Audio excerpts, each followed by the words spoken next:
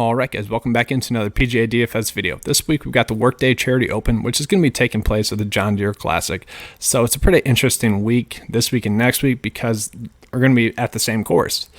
Sure, the course might play a little bit different, but not that much should change. This is going to be a full tournament field event this week, and then the following week it's only going to be around 120 players. So I do think that this week is going to be the week that we are going to want to attack it.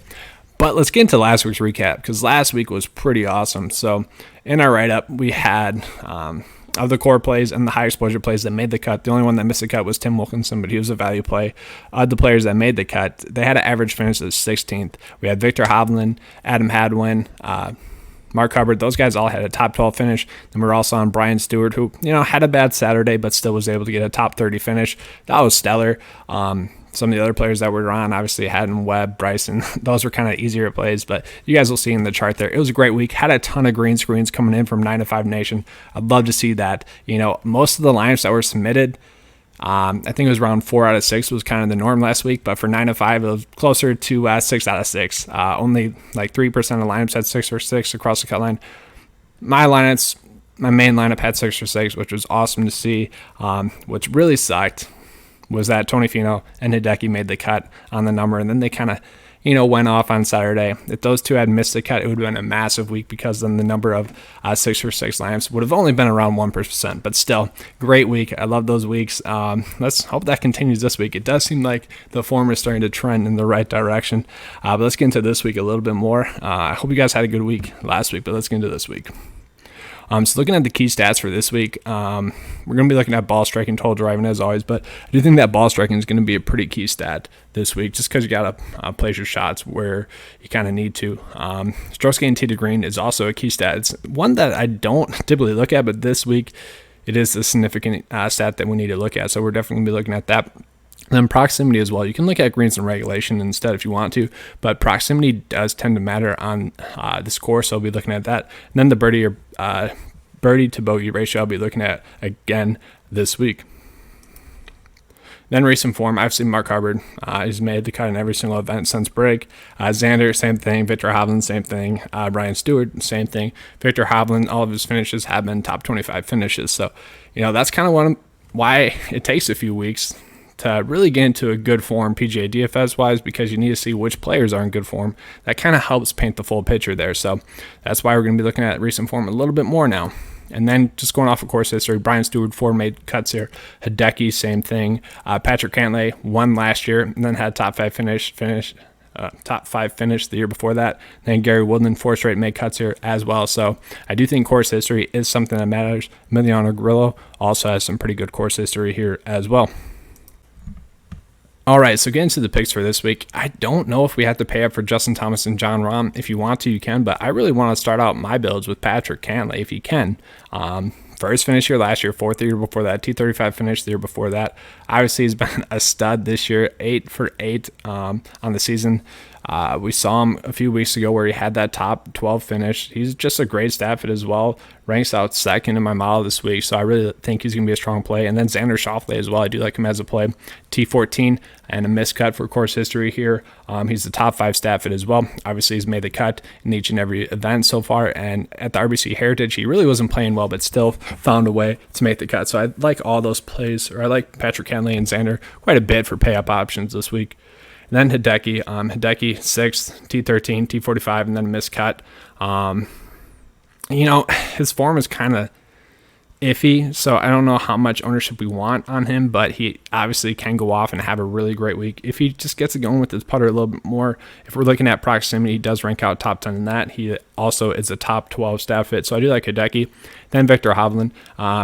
Doesn't have any course history here, but obviously he's been a stud since break. All of his finishes have been top 25 finishes. I'm not really worried about him wearing out from the grind of 4 straight events. And he does rank out as a great stat fit as well. He's a top 10 stat fit. But yeah, that's it on the high end.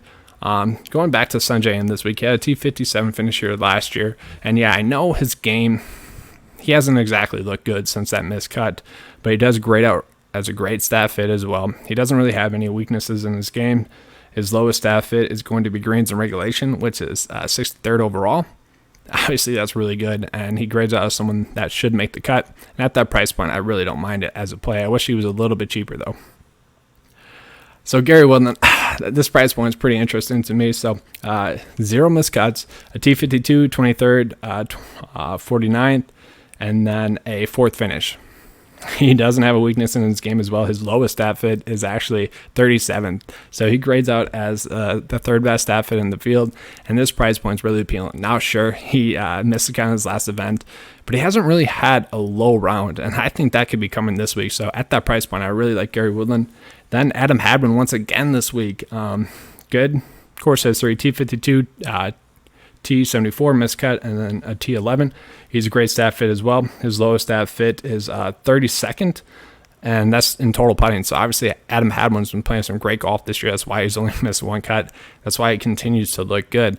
I don't think he's a guy that we can bet on to win, but I just think he's a guy that's going to make the cut, and at that price point, I really like that. Speaking of guys that are going to make the cut, it does seem like Joel Damon is priced appropriately. He made the cut last year at this event, which was his only start here in the last 4 years. He's only missed 2 cuts on the season. He's made every cut since break as well. He ranks out pretty well. I wish he was a little bit better ball striking, where he ranks T89, but other than that, he's a pretty solid stat fit. I do expect him to make the cut. He ranks out as a top 35 stat fit. Looking at Cameron Champ. So Cameron Champ's pretty interesting. 2 straight top 15 finishes. It was unfortunate that we couldn't use him in our lineups too much last week, but you could use him in the showdown, like two of the days. The second day, the final day, he did pretty well. So you got to use him a little bit if you really dug deep, but he ranks out really great. He's a top 15 stat fit this week, so I wouldn't be surprised if he goes off. Definitely more of his GPP play.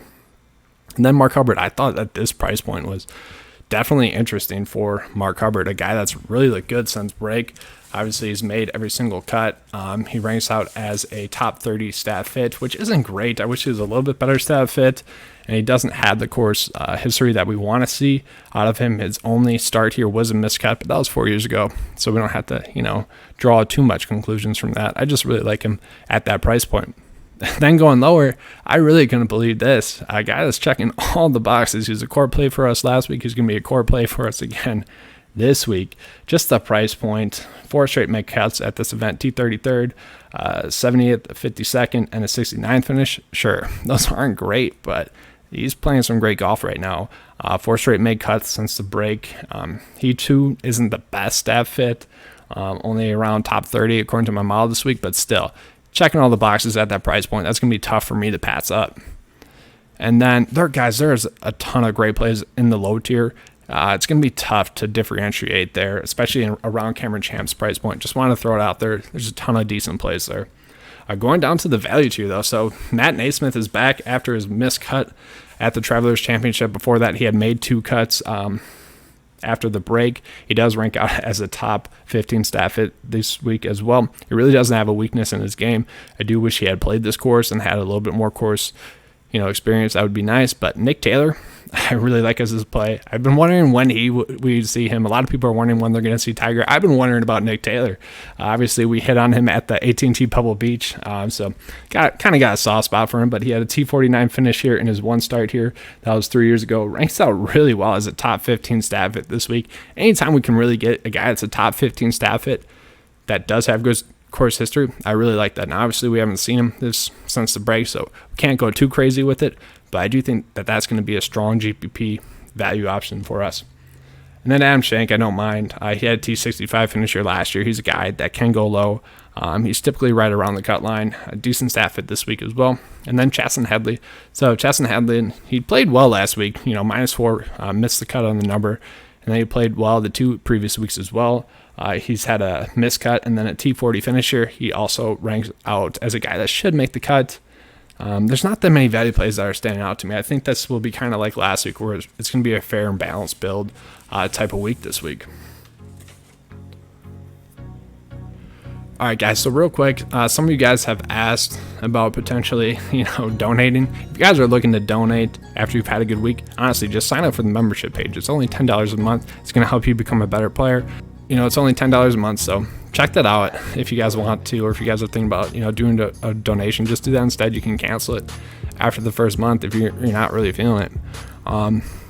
that's all I have for you guys this week. I will be coming out with the betting podcast on Tuesday evening, and we'll be having the live stream at around 3:30 p.m. on Wednesday. So check that out.